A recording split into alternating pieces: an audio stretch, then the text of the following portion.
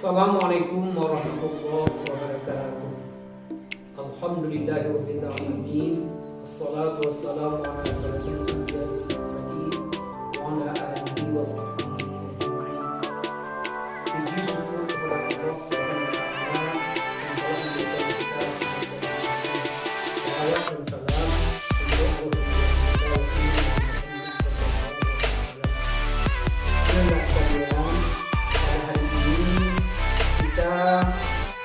akan belajar tentang toleransi sebagai alat pemersatu bangsa.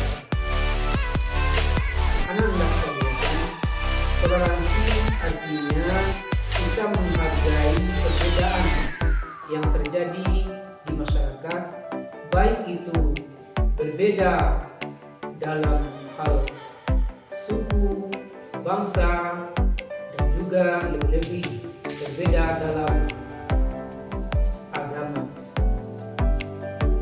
Nanda sekalian, sebagai dalil landasan toleransi, kita akan mempelajari, kita akan ambilkan dari surat Yunus, surat 10 ayat 40 dan ayat 41. Silakan Anda sekalian dibuka Al-Qur'annya dan kita akan baca surat ini ayat 40 dan ayat 41. A'udzu billahi minasy syaithanir rajim. Bismillahirrahmanirrahim.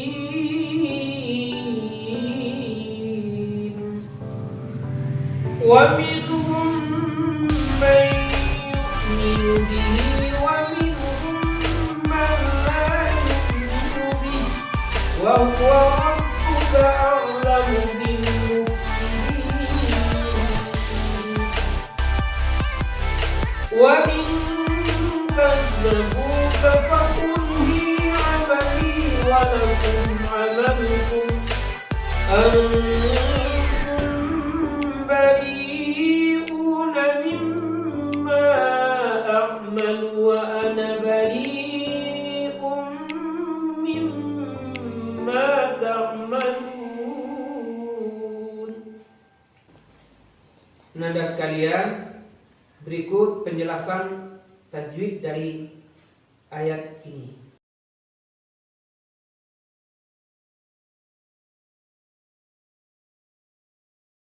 Baik Anda sekalian, semoga tajwid tadi dapat dipahami. Baik Anda sekalian, kita terjemahkan ayat berikut ini. Aku berlindung kepada Allah dari godaan syaitan yang terkutuk, dengan nama Allah yang Maha Pengasih lagi Maha Penyayang.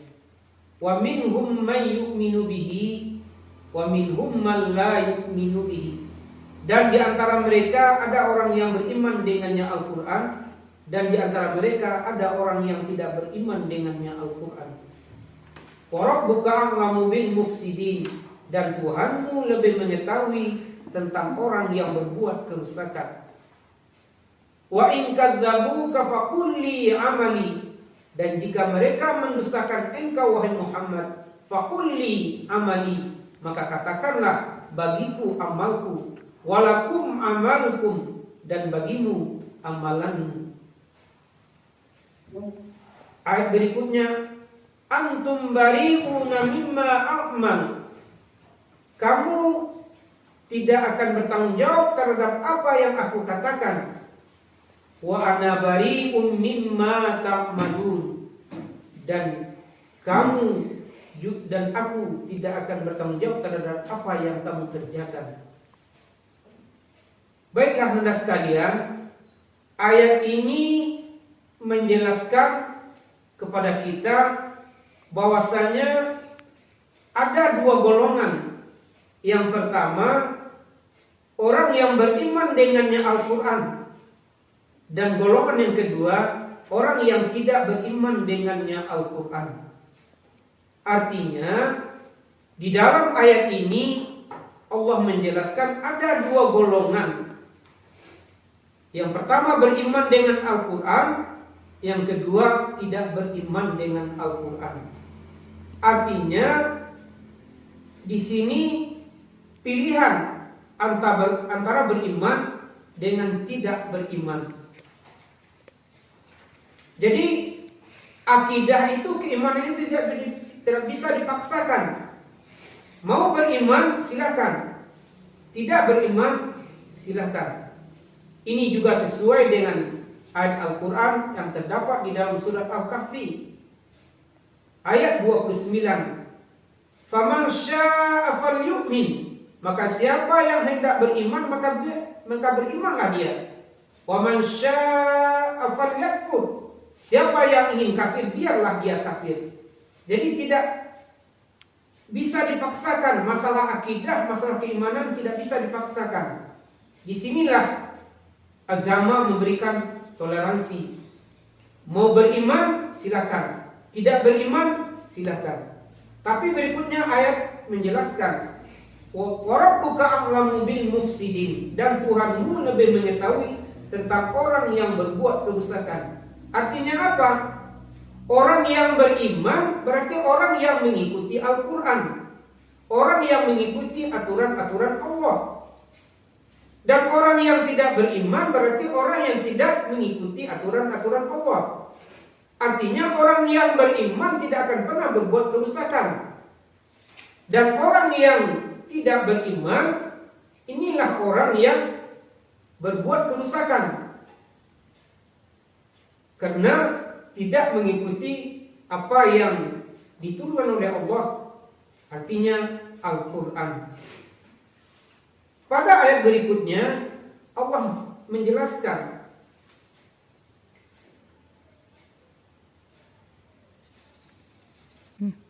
dan pada ayat 41 Allah menjelaskan wa in kadzabuka faqul li amali, jika mereka mendustakan engkau wahai Muhammad, faqul li amali, maka katakanlah amalku untukku, walakum amalukum, dan amalmu untukmu. Antum bari'una mimma a'malu, kamu tidak akan bertanggung jawab terhadap apa yang aku kerjakan.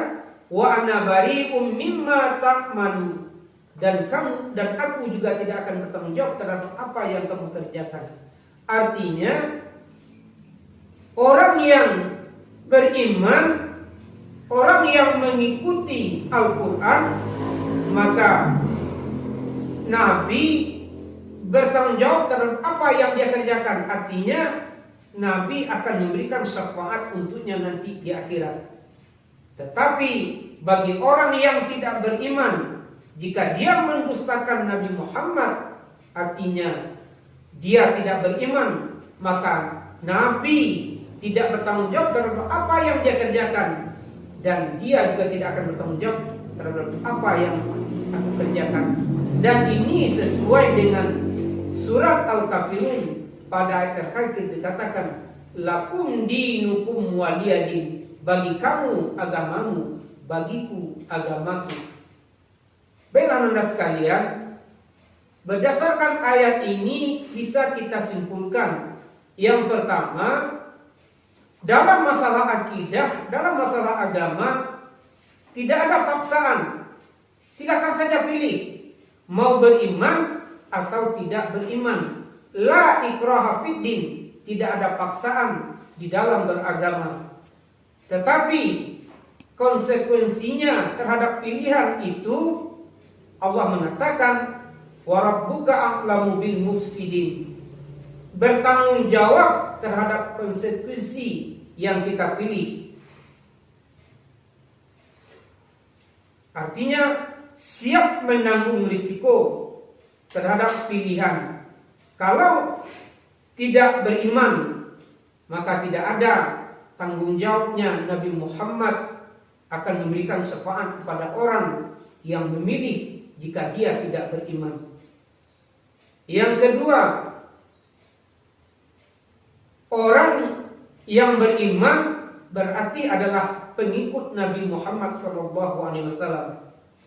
Dan orang yang tidak beriman berarti dia bukan pengikut Nabi Muhammad SAW. Artinya Nabi tidak bertanggung jawab terhadap apa yang dikerjakannya, dan dia juga tidak akan bertanggung jawab terhadap apa yang dikerjakan oleh Nabi Muhammad SAW. Demikian anda sekalian, kesimpulan yang bisa kita ambil dari surat Yunus ayat 40 dan ayat 41. Silakan memilih. Tidak ada paksaan dalam beragama, tetapi ketika memilih harus disertai dengan konsekuensi atau risiko yang akan diterima terhadap pilihan tersebut. Demikian. Assalamualaikum warahmatullahi wabarakatuh.